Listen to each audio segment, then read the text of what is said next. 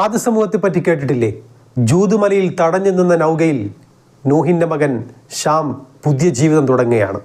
ആ പരമ്പരയിലാണ് യമനിലെ അൽക്കാഫ് മലനിരകളിൽ കൂറ്റൻ രമ്യഹർമ്മങ്ങളുണ്ടാക്കി ആഡംബരം ജീവിതം നയിച്ചിരുന്ന തൂണുകളുടെ ആൾക്കാരെന്നറിയപ്പെടുന്ന ആദ് സമൂഹം പിറവികൊള്ളുന്നത്. ആദ് സമൂഹം അജാനുബാഹുക്കളായിരുന്നു. ശക്തിയിലും മറ്റും അവരെ വെല്ലാൻ ആരുമുണ്ടായിരുന്നില്ല. സമ്പന്നരായ അവർ ഉന്നത സ്ഥാനങ്ങളിൽ ആകാശചുംബികളായ കൊട്ടാരങ്ങൾ പണിത് ധനം ദുർവ്യായം ചെയ്തു. പ്രതാപത്തിൻ്റെയും അന്തസ്സിൻ്റെയും പേരിൽ അവർ പെരുമ നടിച്ചു. അജയ്യനെന്ന് അവർ കരുതിയ ശക്തിയിൽ അഹങ്കാരവും കാണിച്ചു. അള്ളാഹുവാണ് അവരെക്കാൾ ശക്തൻ എന്ന വസ്തുത പോലും ആദ് ജനത മറന്നുപോയി.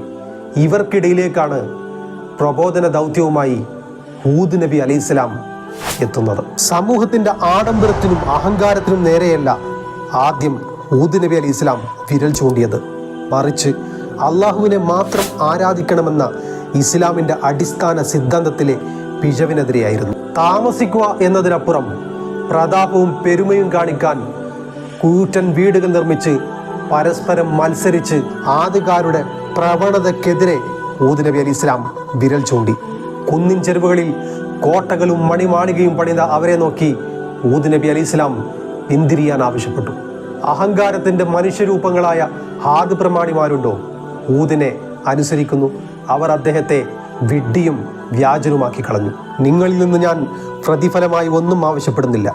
എനിക്കുള്ള പ്രതിഫലം അള്ളാഹുവാണ് നൽകുക. ചെയ്തു പോയ പാപങ്ങൾക്ക് മോചനം തേടുകയും പാശ്ചാത്താപിച്ച് മടങ്ങുകയും ചെയ്യുക. എങ്കിൽ അള്ളാഹു നിങ്ങൾക്ക് മഴ വർഷിച്ചു തരും, നിങ്ങളുടെ ശക്തി വർദ്ധിച്ചു തരും. ഹൂദ് അവരോട് പറഞ്ഞുകൊണ്ടേയിരുന്നു. മർക്കടമുഷ്ടിയോടെ ആദ്യകാർ പ്രവാചകനെ എതിർക്കുകയാണ് ചെയ്തത്. ഞങ്ങൾ ആരാധിക്കുന്ന ആരാധ്യ വസ്തുക്കളെ ഞങ്ങൾ ഉപേക്ഷിക്കുകയില്ല, എന്നാൽ നിന്നിൽ ഞങ്ങൾ വിശ്വസിക്കുകയുമില്ലെന്നവർ പറഞ്ഞു. പ്രബോധനം വർഷങ്ങളോളം നീണ്ടുനിന്നു.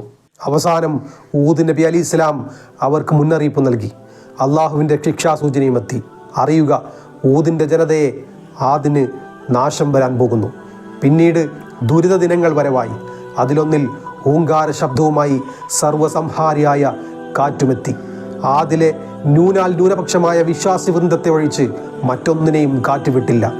7 രാത്രിയും 8 പകലും നിരന്തരം വീശിയടിച്ച കാറ്റ് താണ്ഡവമാടി. പിന്നീടുള്ള ദൃശ്യങ്ങളെക്കുറിച്ച് ഖുർആൻ വ്യക്തമായി പറയുന്നുണ്ട്. ആദ് ജനത ദ്രവിച്ച ഇരുമ്പ് പോലെയായി. ഉഗ്രമായ കാറ്റ് അവരുടെ നേരെ നാം അയച്ചു. കടപുഴകി വീണ ഈന്തപ്പന തടി കണക്കെ അത് മനുഷ്യരെ പറിച്ചെറിഞ്ഞു. നിന്റെ നാഥൻ്റെ കൽപ്പന പ്രകാരം സർവ്വതിനെയും അത് തകർത്തു കളഞ്ഞു. അവരുടെ വാസഗേഹങ്ങളല്ലാതെ മറ്റൊന്നും അവിടെ കാണപ്പെട്ടില്ല.